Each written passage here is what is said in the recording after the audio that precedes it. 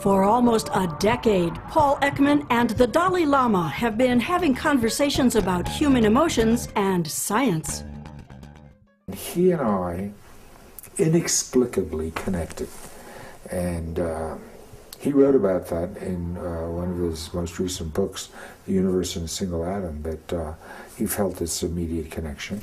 More recently, he's told me, well, you know, we were brothers in a previous incarnation, and I can't explain it. I mean, in the Western terms, we'd say it's a déjà vu.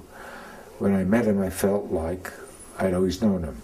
And so he's very amused that he can explain it and I can't. But when I met with him earlier today, I gave him my interpretation of reincarnation. We were holding hands at that point, and I put another hand and I said, no, I don't want this to offend you, but here's how I interpret reincarnation as a Western scientist. That it's a brilliant metaphor, almost 2,600 years old, for the idea that when we enter the world, we're not tabula rasa. When we enter the world, we are in part of our story is already written. Now, they didn't know at that time that reincarnation, how the past influences the present, but it does, and it does it through genes. So we have now discovered the mechanism that shows the influence of the past. So then we got into a very interesting thing, because if you take people who show what I call heroic compassion, it's one of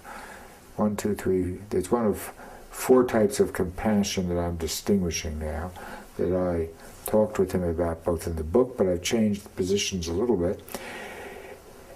Would you expect, if you have heroic compassion, if you're the person who jumps into the subway and pulls that person out without thought, a total stranger, or rescues a total stranger from the pond, perhaps losing your own life so that they don't drown,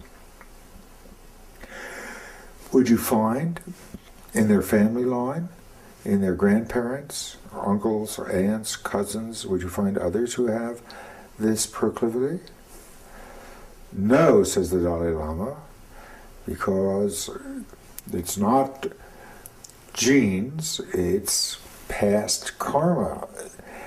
Yes, says Paul Ekman, it's genes. So we now have a way to test this two different ways of interpreting past influence.